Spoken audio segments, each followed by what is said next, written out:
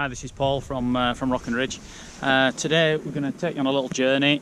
We're going to paddle down the Derwent, which comes into Bassenthwaite and then comes down eventually to Cockermouth, which is where I'm going to end. I've just dropped a bike down there. It's always a bit of a faff on your own. You've got a couple of options really. You can bike, you can walk, or you can obviously get a shuttle, but on this occasion I ain't got a shuttle, so I've dropped a bike down in Cockermouth, got the canoe here, just put in at Ooze Bridge, which is a beautiful old bridge just behind me, which spans the end of Bassenthwaite, so that marks the kind of the start for this leg.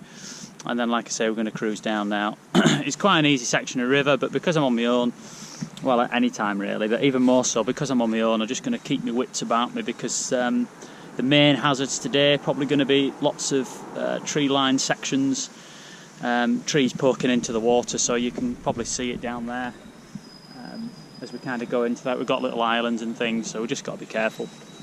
So yeah, I'll take you on the journey. We'll see you soon.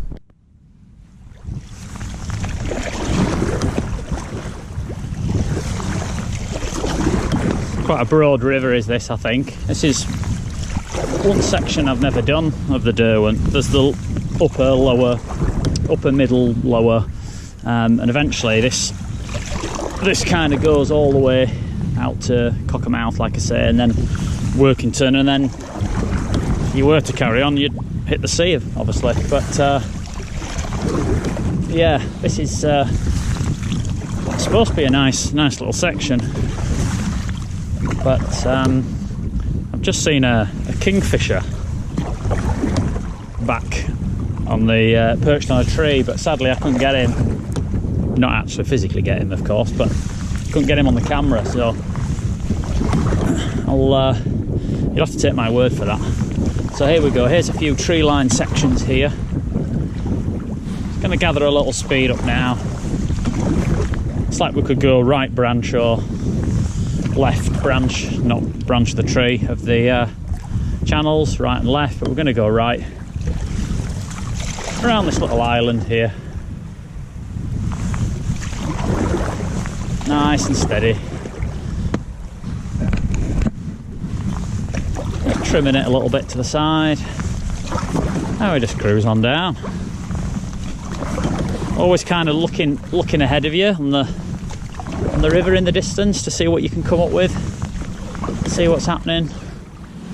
Might have to kind of zigzag left a little bit. We've got a corner little sweeping right-hander coming up, so I might come out left and just stick in the middle, in the left side of the river, so I can see what's going on around the bend, rather than sticking on the right, meeting if there's an obstacle and then thinking, crikey, how do I get out of that? But like I say, on this stretch there's apparently, according to the guidebook,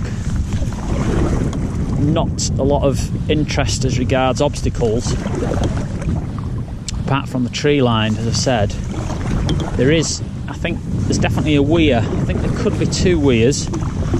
Weirs can be a little dodgy, because often, being man-made, there's spikes and rocks and bricks and things and debris in the chuck it in the bottom of the weir, which isn't good. So if you pick the wrong channel, then you can be into a whole world of hurt, not just for you but for your canoe as well. It can rip you the bottom out of your canoe, so it's the last place you really want to be. And I'm just going to go silent now because there might be some wildlife down here.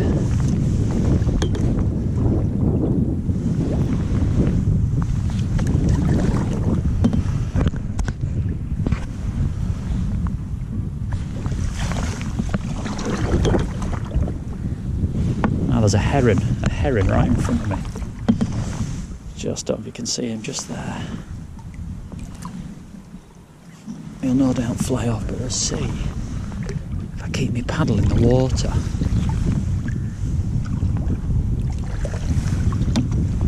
There he goes. With a call as well. Go away, this is my river. Don't be meddling.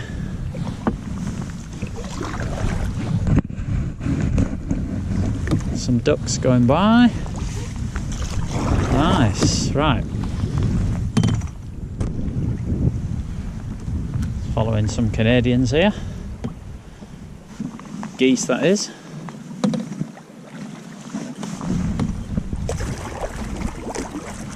Just give them a little bit of room there. There we go.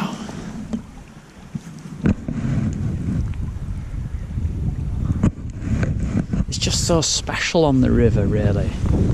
It's just, you know, I obviously do a heck of a lot of mountain-based stuff. I mean, that's predominantly, I mean, my business, but and my pleasure. But just to get on the water,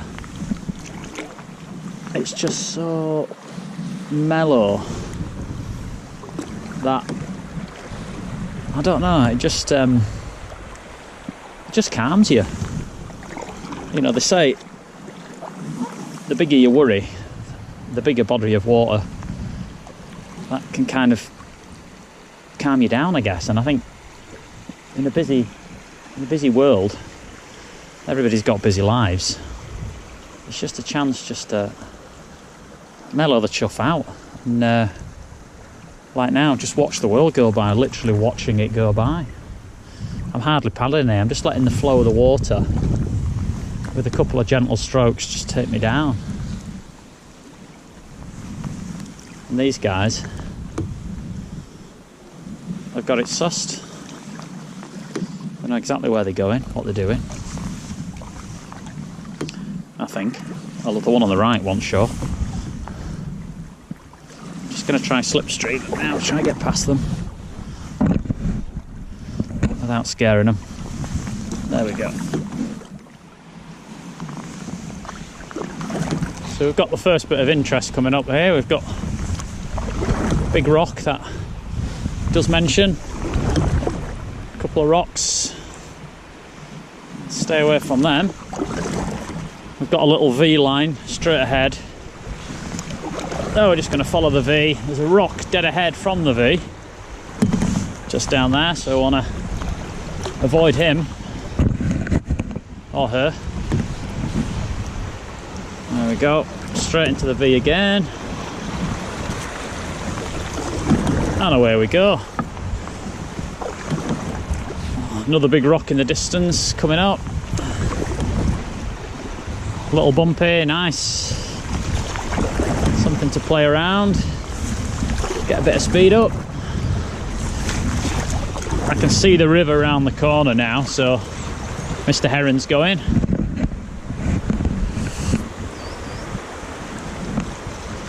So nothing of note round that corner, so fine to carry on.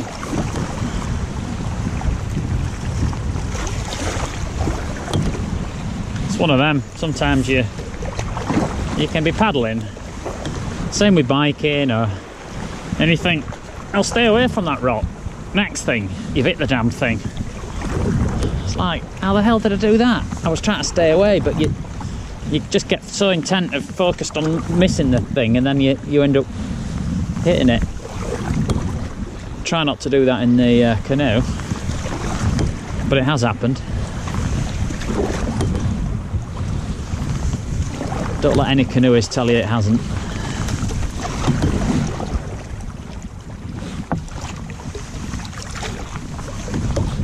Nice little section here. There's all sorts of wildlife living in there.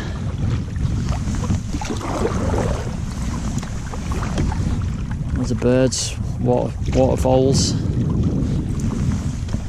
Great fishing here if you fished, but hence the fishing hide over there. Just made a little makeshift kind of piece of reed rope just to keep me in. Just stop for a drink. We've got a little rapid section coming up. It's only small, but still, it's good fun. So let's release that. And let's go see what this provides.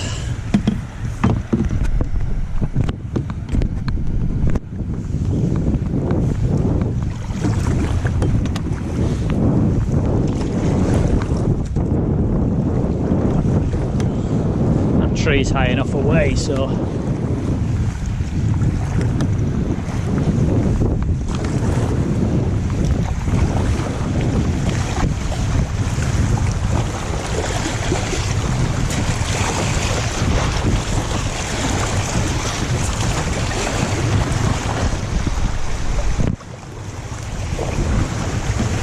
was nice. It's like a big tree coming, branch.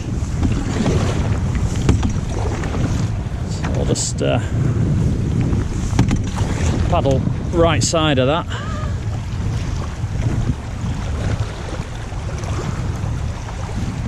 There we go. I don't want to get lodged in him. But it's forcing me out to the right a little bit. It's just the way it's the river's pushing me.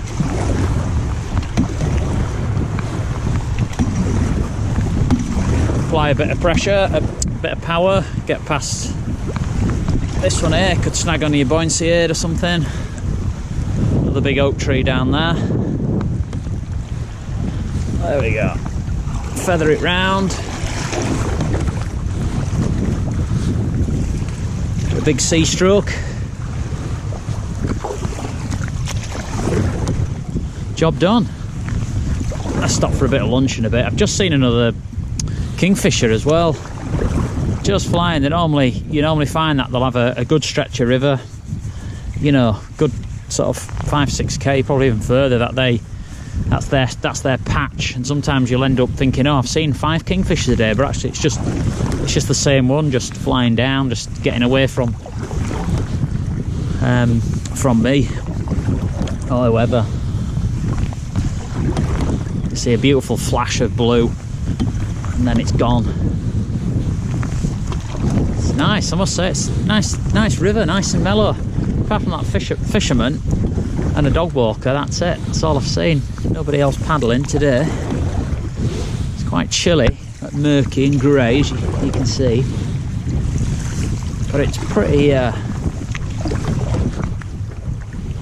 good paddling conditions, really. There's a fine bit of drizzle as well. It's probably wetting the lens. But that doesn't bother us, you've got the gear, so. It's a bit of a double-edger because I've got the bike back to do now. So it's a good distance away from the car, but we're losing light. I've got a head torch, so I don't have to paddle on the air roads. I can bypass that, but still you are against the clock a little bit. And then of course there's the worry that, I mean, you gotta trust people, but somebody don't run off with your canoe. Well, they won't be able to run off with it, but you know, not funny running with a canoe, but they'll just be able to, might just launch it on the van and drive off. So I've got a padlock, but that can only deter people. If they really want something, they're going to get it. So we've got fishermen on riverbank right, so we'll just make ourselves known. It's nice and steady. I'll just paddle over to the left bank.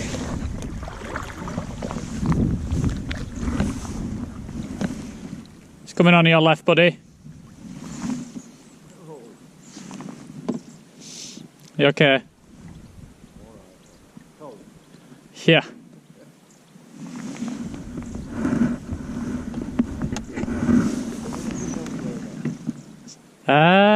Couple jumping, yeah. Yeah. Have you had out? See you later.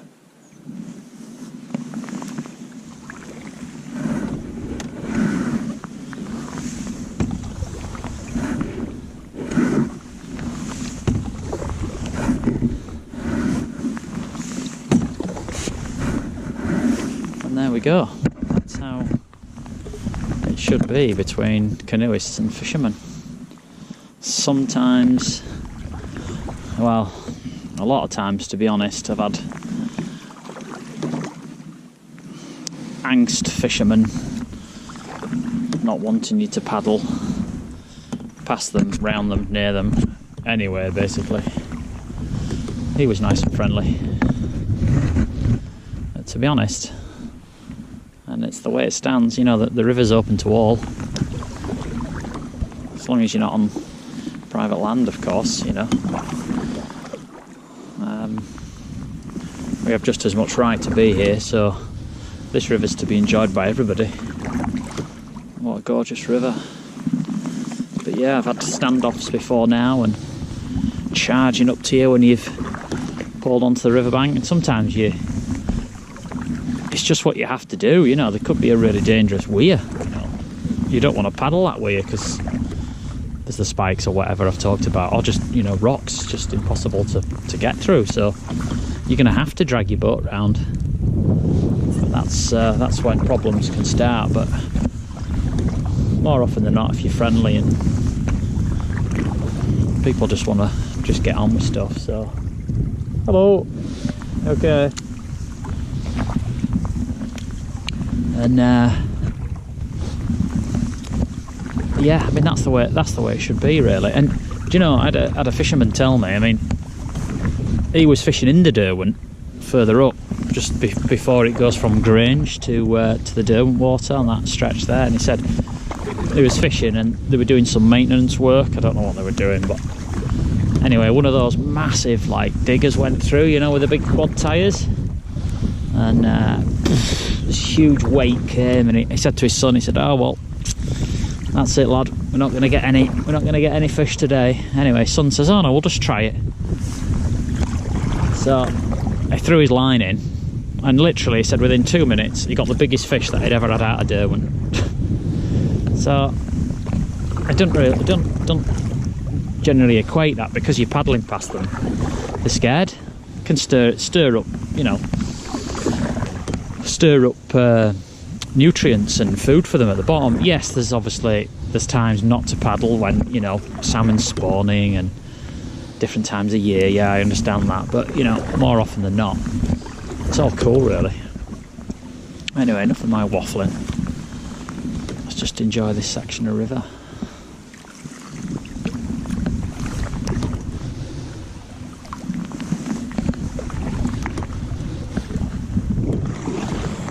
So we've just come to the bridge. It's always good mark as a bridge, because you can then really pinpoint exactly where you are on the river. So we started at Ouse Bridge. This is Izzle, I think it's pronounced, Izzle Bridge. So we're a fair way through it. I'll have to have a look at the map exactly how far we're through it now, but we might stop for lunch in a little bit. Let's pass under here and see what we can get. We've got another, looks like we've got another left and right branch.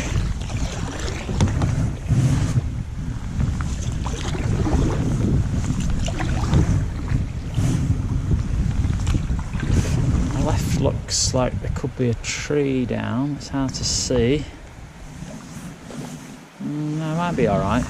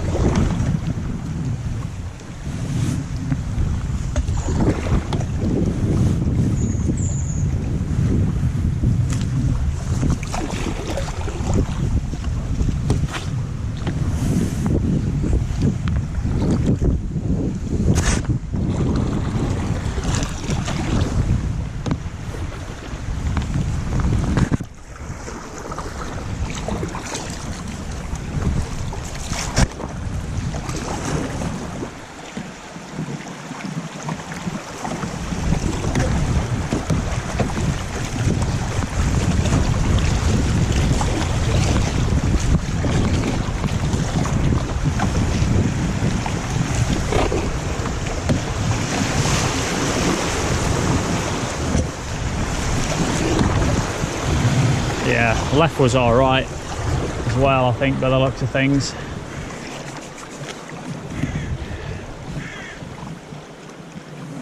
Just spin around and just have a quick look back up that channel. Come down here again. Yeah, I thought that tree had might have come down, but it was actually okay. So it's probably broader actually, but there was a bit of a tiny rapid in that one, so it was a bit more exciting, I guess.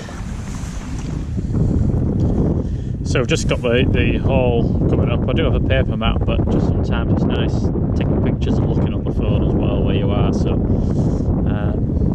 yeah, so we're just here now, just to kind of come around that bend, Isle Hole.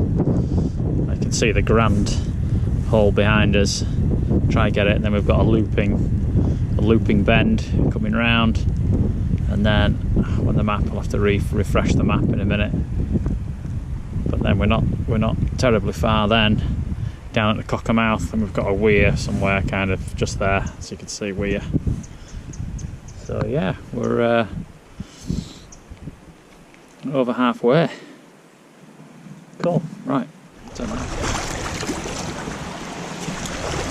Getting pushed into this bank here as we go around the sweeping corner.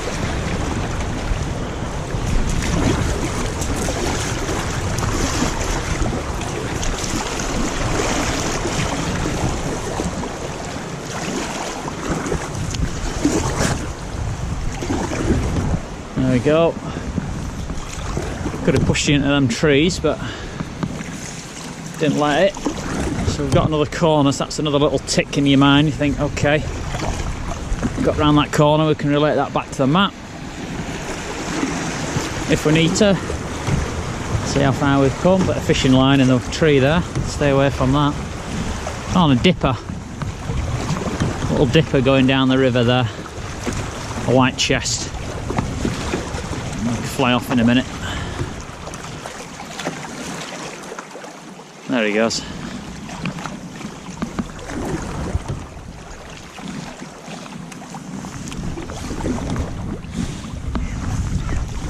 Pull up for a bit of lunch. I've been saying that for half an hour.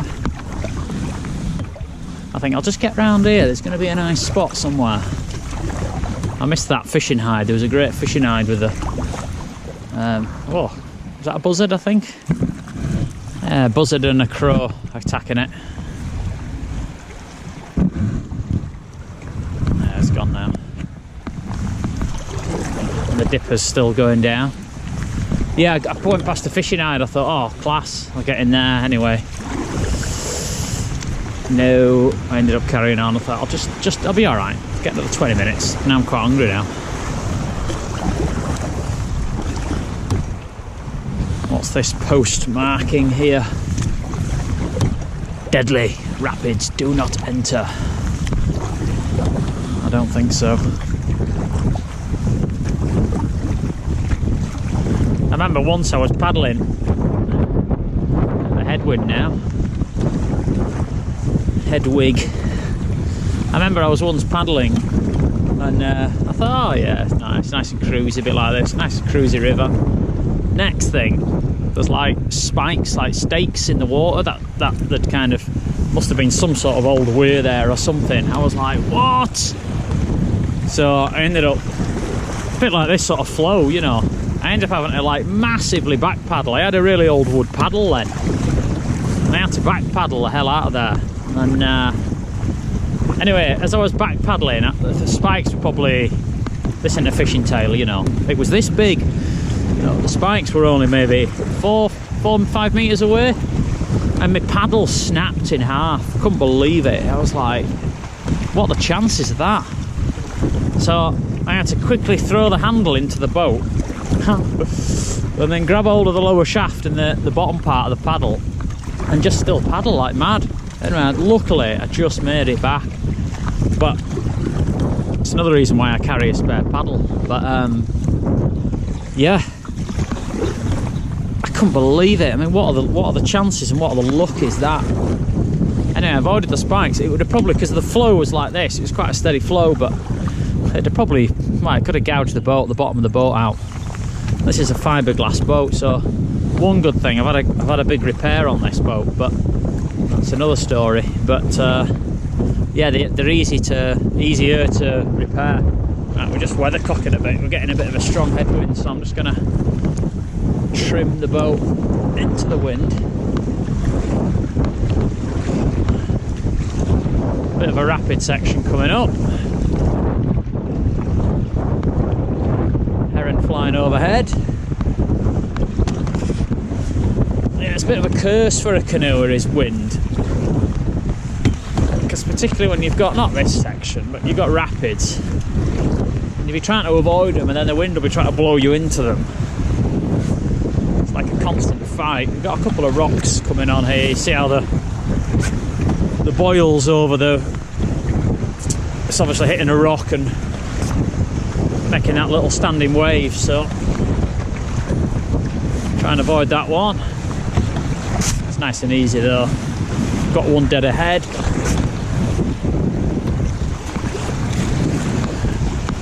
Just there. Bypass him or her and carry on. Another dipper down there as well. Oh no, it isn't. It's not a dipper. Oh no, it could be. It could be just a pied wagtail, I think.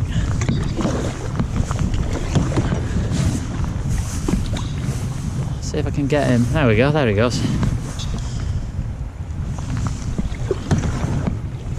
Is that a pheasant calling?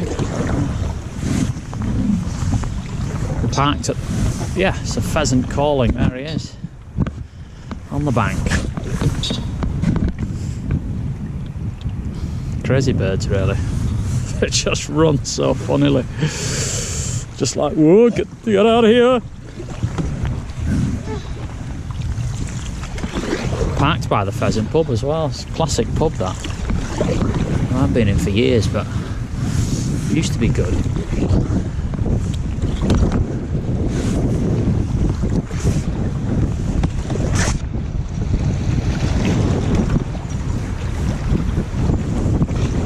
A couple of rocks here.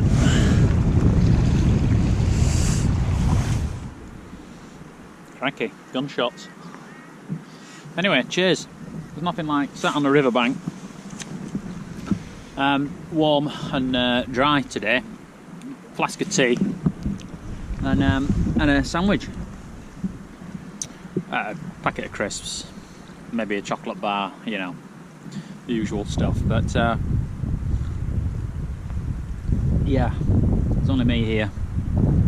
We're nearly now into Cockermouth, so we've got the last kind of straight, maybe 2 kilometres I'd say out. We just parked the boat up here, so yeah, we'll finish this and then we'll head off and then drag it up and the biking starts, which I'm quite looking forward to actually.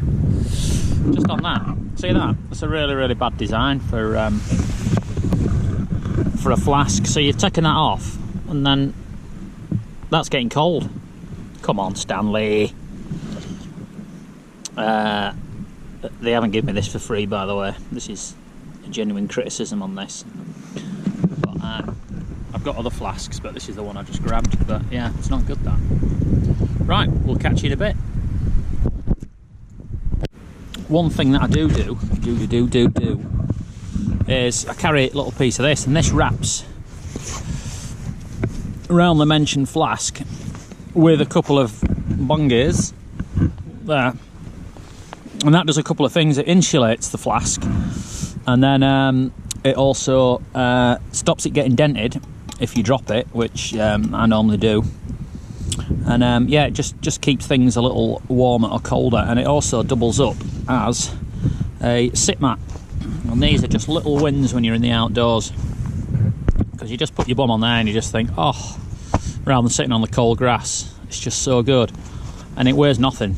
So yeah, I'm a big fan of that.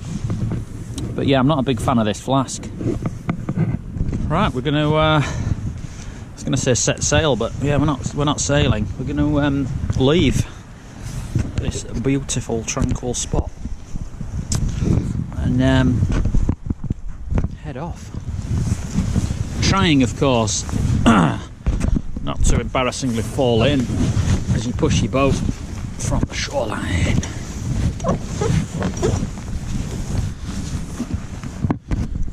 Probably make good viewing though, but I'd be wet and a bit miserable. Right, last check, we've got everything. Left a crumb, but I can live with that. As long as we're not leaving any litter, we're alright. Okay. We are in. Bye bye. Bye bye. And we're off.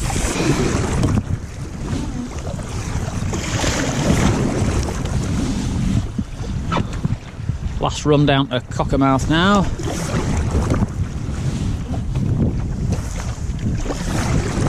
What a great name for a town, or not, as the case may be.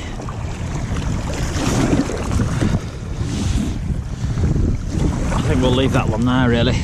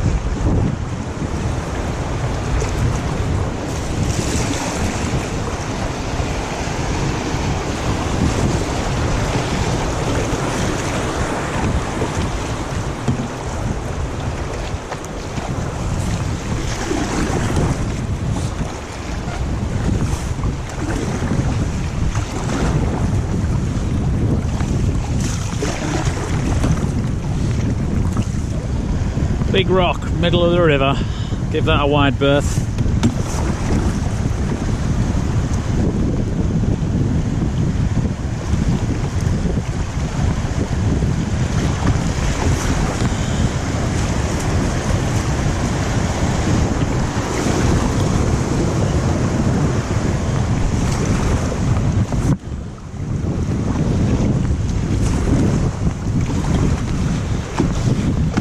Keeping the ice peeled for the weir, because that should be coming up soon.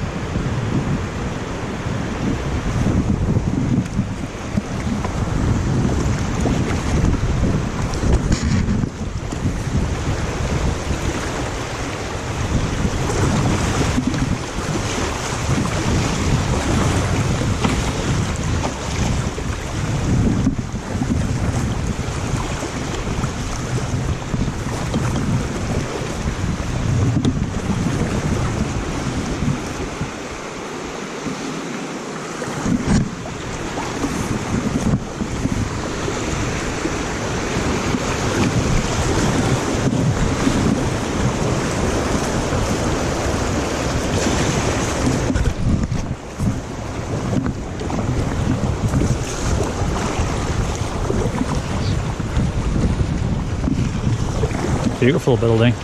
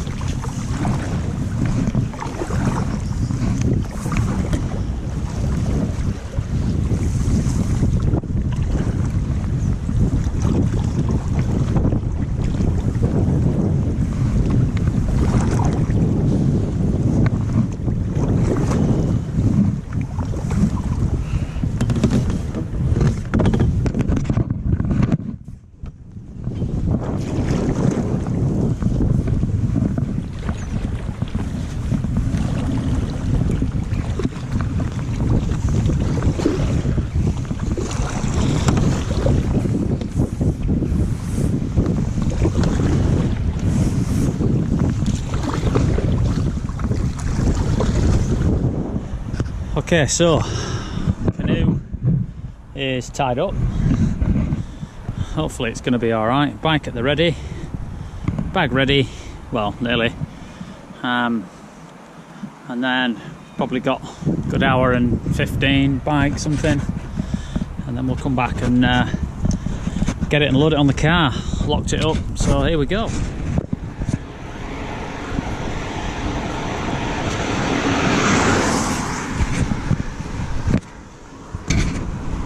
Okie dokie. Biking. The last section. Back to the Faison. On Faison. La Faison. Just come out of Cockermouth and lovely straight road to Embledon. It's a good full body workout. Well, is it a full body workout? Yes. Let's call it a full body workout. Bit of canoeing, some walking, lots of sitting, and a bit of biking. It's just great. As long as it stays like this, bit of drizzle, we're alright. I've got a rain jacket, but it's not very good.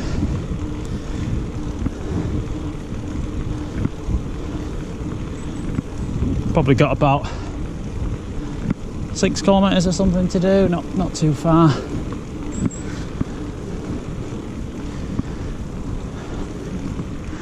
So, we're at the PH Public House, the wheat sheaf's just behind us, and we're going to follow it all the way right to Dubwath, turn off, boom, straight down to the Pheasant Inn. But it's always worth checking because we could have come down here to Wythop Mill, but it's a little bit longer, I think. And yeah, that's what we're going to do on the trusty Clockwork. It's been through some miles with me. There's this bike. I've always ridden Orange. It's funny how you get into like a well, sometimes you get into just riding one particular bike, but yeah, I've always had Oranges. I used to circuit train with the founder, or the co-founder, I think, Les. I never knew he owned Orange for years. Just got chatting. I said, "What do you do?" He said, "Oh, I own a bike business." Asked him what. I said, "Orange." I thought, "Oh, that's pretty cool." I didn't ask for anything. I bet you get asked that all the time. Anyway, just cruising along. Still stayed dry, that's good.